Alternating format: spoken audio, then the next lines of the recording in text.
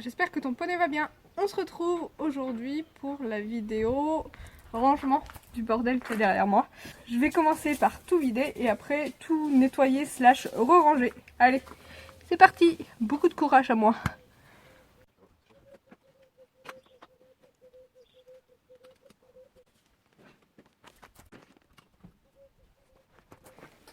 À la question est-ce assez solide? Nous pourrions répondre que ouais, bof quoi.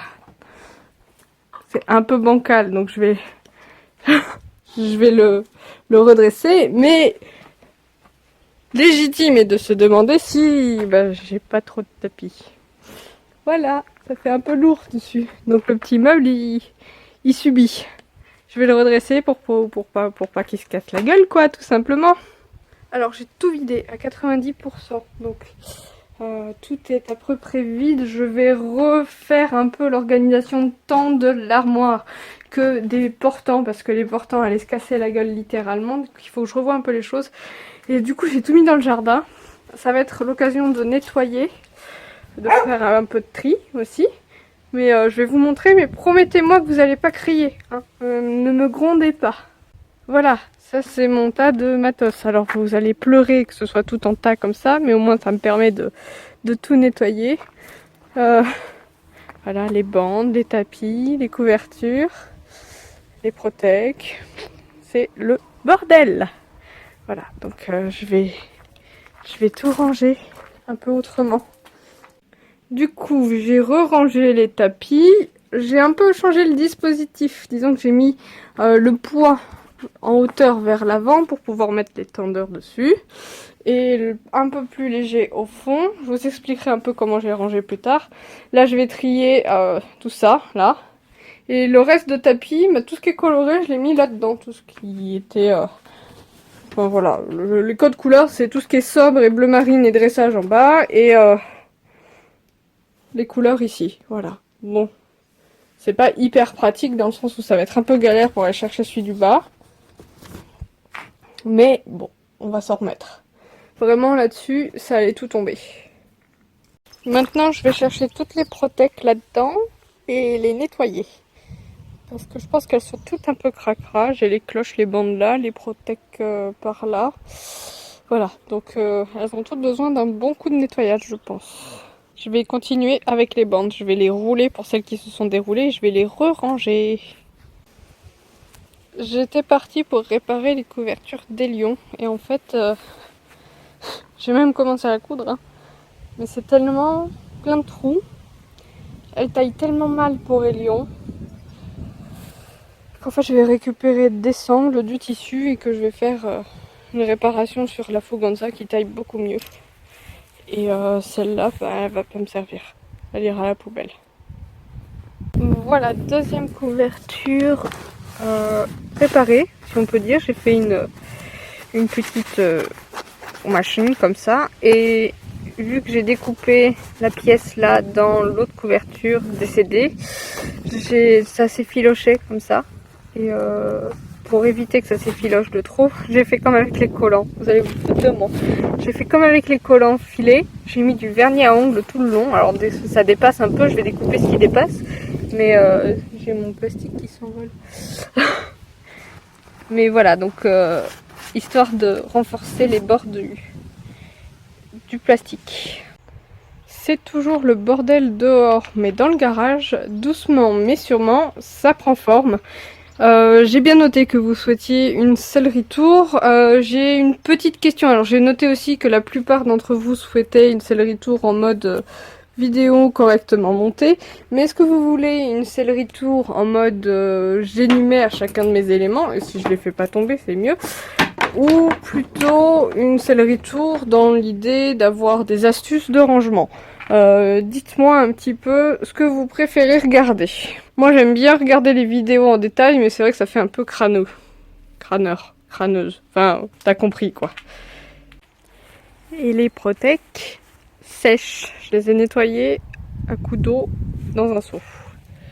Ça y est, j'ai fini de tout ranger à peu près, il manque 2-3 trucs. Bien sûr, il faut que je range ma sellerie, entre guillemets, enfin mon bordel tout simplement, aux écuries. Je réorganise un petit peu tout, je vais finalement pas acheter de grande armoire en bois parce que bah, ça coûte quand même un peu d'argent. Du coup, il faut que j'arrive à me réorganiser aux écuries de façon correcte pour pas que ce soit trop le bordel. Et surtout, j'ai toujours des accessoires et des produits divers dans mon placard, enfin dans mes tiroirs. Donc il faudrait quand même que je fasse le tri. Excusez-moi pour le bruit, j'ai un chaton qui joue avec du polystyrène juste à côté de moi. Mais du coup, de faire du tri comme ça me permet de vous conclure cette vidéo sur une petite série de produits terminés. Et comme ça, ce sera le moyen pour moi de me débarrasser des boîtes vides. Parce que oui, je garde toutes mes boîtes vides. Il y a un peu un côté toc-toc dans le cerveau là. Oui, je garde toutes mes boîtes vides pour vous faire des petites vidéos produits terminés. Et nous y sommes.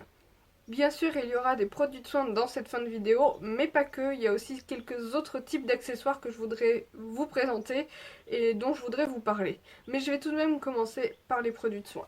Donc dernièrement, j'ai terminé 3 produits de soins, 2 produits de chez Fuganza et un produit de chez Equin.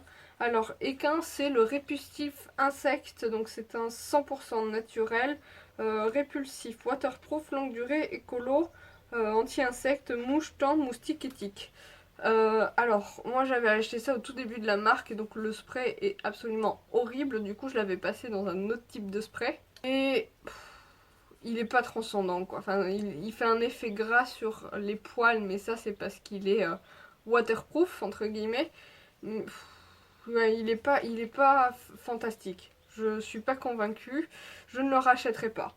Les 2 produits de soins suivants sont des produits pour la robe du cheval. Le premier que j'ai terminé, quoi qu'il en reste un fond, c'est le Perfect White de chez Fuganza. Donc c'est un détachant pour la robe. J'en ai essayé de plusieurs marques différentes, dont certains de chez Equin qui ne fonctionnent pas du tout parce que c'est celui sous forme de poudre et que c'est vraiment très galère à utiliser. J'ai eu celui de chez Ekibao en violet, enfin en échantillon, qui fait un spray violet, mais c'est galère à enlever de la robe du cheval.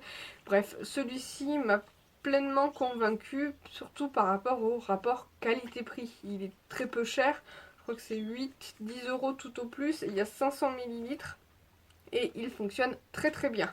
Surtout qu'il sent super bon, bref, c'est un produit que j'adore. Pour terminer dans les produits, j'ai là donc le démêlant super lustrant de chez Fuganza, c'est celui qui est rose. C'est un démêlant plutôt efficace, qui a une odeur plutôt agréable. Après, ça reste un démêlant, moi je suis assez fidèle à l'odeur de celui de chez Ekibao. Il y en a d'autres chez Kramer qui paraissent plutôt bien au niveau de l'odeur, mais celui-ci fait plutôt bien son job. Est-ce que ça vaut le coup de prendre le rose par rapport au blanc? Personnellement, pour avoir souvent utilisé le classique de chez Fuganza, je suis pas sûre qu'il y ait une très grosse différence, mis à part peut-être que celui-ci est plus puissant, même pas, je suis pas forcément convaincue par ce côté marketing du plus puissant. T'as l'impression de parler d'une lessive un petit peu, mais nouvel article, mais cette fois ce n'est pas un produit de soin, c'est la sangle des lions, ou en tout cas, non, plutôt c'était la sangle de mon premier poney. J'ai acheté cette sangle en 2009. Et à un moment donné, je me suis rendu compte que j'ai eu besoin d'une sangle plus petite pour Elion parce que par rapport à l'année dernière, il a perdu du poids. Enfin non, il était au vert l'année dernière, il était avec une sangle en 120. Et pour vous dire, à l'heure actuelle, j'aurais tendance à vouloir le mettre en 105. C'est pour vous donner une idée du tour de bide qu'il a perdu. Mais voilà, donc à un moment donné, je me suis mise à utiliser de façon plus ou moins intensive avec Elion cette sangle en 110, ouais c'est une 110, de la marque Cottage Craft, c'est donc du synthétique, je n'utilise que du synthétique en sangle et c'est 100% volontaire. Et je la trouve, elle se décompose en fait, je vais vous montrer. C'est un espèce de caoutchouc et vous voyez ça fait... ça se décompose. Bon, voilà, là on voit bien, ça se décompose littéralement. Ça ne blesse pas, puisqu'en dessous c'est du tissu plutôt doux. Mais je trouve ça dommage. Donc voilà, je vais balancer cette sangle. Elle va pas servir, je vais pas pouvoir la vendre. Je me suis racheté une sangle de la même taille, plus ergonomique pour mon poney. Donc voilà, je déclare donc la fin de la sangle Cottage Craft. Un autre élément que je veux vous présenter dans cette vidéo comme étant périmé si je puis dire, ce sont mes étrivières de chez Fuganza. Alors pourquoi je veux vous en parler? Vous le savez, je viens de passer avec d'autres types d'étrivières sur mes selles, que ce soit la selle de dressage ou la selle d'obstacle, mais je tenais à vous parler de cette paire d'étrivières à 14 euros, allez, on va dire 15 euros chez Decathlon. En fait, avant d'avoir la Bates, c'est la seule paire d'étrivières que j'ai depuis... Je crois que ma première paire d'étrivières, je l'ai achetée à 14 ans et c'était la même. Et je trouve qu'elles font très bien leur job. Elles sont géniales ces étrivières parce que déjà il y a une taille 125, donc c'est une taille enfant, c'est la taille qu'il me faut. Aussi, elles sont plutôt solides. La bouclerie ne rouille pas, les trous ne s'abîment pas. Elles s'allongent certes un petit peu, mais vous voyez, celles-là, je les ai utilisées pendant une année en faisant attention de temps en temps à échanger la gauche et la droite par rapport au montoir. On va vérifier si elles sont toujours de la même longueur. Et elles sont toujours exactement de la même longueur l'une et l'autre. Elles se plient un petit peu au niveau, vous voyez, des trous, mais rien d'alarmant. Elles sont plutôt très souples. Le seul souci, c'est qu'elles sont un petit peu épaisses, donc à mettre dans le couteau d'étrivière, ça peut parfois poser un petit peu problème. Mais ma foi, avec des étrivières doublées, c'est pas forcément plus facile. Le seul avantage qui peut être un inconvénient, finalement, c'est qu'elles sont doublées nylon, donc elles vont très peu s'allonger. Mais que cette doublure en nylon, c'est la raison pour laquelle je les change avec la Bates, c'est que le cuir Bates est plutôt fragile. Qui marque énormément et que j'aurais peur, j'ai vraiment très peur de rayer mes quartiers de sel avec ces étrivières. Vous allez me dire oui mais c'est pas en contact avec le cuir. Bah si forcément parce que certes vous faites une double épaisseur comme ça, mais pendant votre mouvement votre étrivière elle va se dédoubler comme ça et puis au passage de comment ça se dit? Il y a le couteau et le passage d'étrivière, au passant d'étrivière, tout simplement. Voilà, c'est à même le cuir comme ça, et avec le mouvement de la cuisse, bah, ça crée des rayures. Donc, certes, je change de paire d'étrivières, mais pendant toutes mes années antérieures, j'ai eu ces étrivières et je les ai adorées. J'ai pas eu ces étrivières tout le long. Je crois que ma première paire d'étrivières de cette marque-là, je l'avais achetée quand j'avais 14 ans. Vous savez, la première paire d'étrivières quand t'as pas encore ta selle, mais que t'en as marre d'avoir des étriers pas pareils des deux côtés en club. Ensuite, j'ai dû la racheter pour ma... Je pense vraiment ouais, que je l'ai racheté une deuxième fois quand j'ai acheté ma selle mixte quand j'avais 18-20 ans. J'ai dû la racheter encore une fois quand j'ai eu ma Forestier monocartier parce qu'encore une fois j'en étais très contente et que je vois pas l'intérêt de mettre trop cher dans une paire d'étrivières. Je l'ai racheté avec la Tecna, enfin avec la Letec et ben voilà, ça me fait... franchement en rapport qualité-prix elles sont géniales. Ça vaut bien moins cher que les étrivières de grande marque. Et puis, certes, elles se déforment un petit peu. Mais bon, 15 € tous les 3 ans, c'est pas la mort non plus. Donc, bon. Franchement, je voulais vous en parler pour vous dire que pour une première paire d'étrivières, elles sont géniales. Enfin, la dernière chose dont je voulais vous parler, vous l'avez vu tout à l'heure en lambeaux au milieu de mon jardin, c'est la couverture des lions. Donc c'était une couverture imperméable Epona doublée en tissu. Alors, à savoir qu'Epona, c'est la sous-marque entre guillemets de chez Iconic. Je l'avais eu en solde l'été dernier. Je crois que je l'avais payé quelque chose comme 35 €, mais c'est clairement 35 € foutu à la poubelle dès le premier jour où je l'ai mis à Élion parce que déjà elle lui taillait très mal. Elle baillait complètement au niveau de l'avant-main par rapport à la Fuganza que j'ai racheté derrière. Kira, elle joue avec le chat. Par rapport à la Fuganza que j'ai racheté derrière justement pour pallier au problème dont je vais vous parler tout de suite, il n'y a pas photo quoi. Ensuite, du fait qu'elle baillait énormément devant, elle laissait passer l'eau, forcément, dès qu'il pleuvait, et du coup elle a perdu en imperméabilité. C'était une véritable horreur cette couverture. Quand je soulevais la couverture, elle était tellement lourde et imbibée d'eau que j'avais pitié pour mon poney, et c'est la raison pour laquelle j'ai acheté une deuxième couverture à ce moment-là. Finalement, je vais pas vous mentir, ça m'a foutu bien les boules de la découper tout à l'heure et d'en faire un puzzle de couverture. Mais j'ai récupéré toutes les boucles et je me suis fait des empiècements, etc., etc. pour pouvoir faire de la réparation d'autres couvertures à l'avenir. Mais clairement, si vous avez à investir dans une couverture, ouf, investir, c'est pas vraiment le mot pour 35 euros, on est d'accord. Mais si vous avez à acheter une couverture, ne partez pas sur cette marque-là. Surtout qu'elle taille grand. Elion fait du 125. Je pense qu'une fois adulte et bien carré, il fera éventuellement du 130. Non, 135, je peux rêver. Mais bien du 130. Mais là, le 125 lui va encore. Et ce 125-là paraissait immense sur lui. C'était un truc de dingue. Pourtant, c'est pas. Certes, c'est un jeune, il est pas tout à fait éclaté. Mais c'est pas une claquette non plus. Faut pas déconner. Donc voilà, certes, ce n'était que 35 euros pour une couverture. C'est peu d'argent.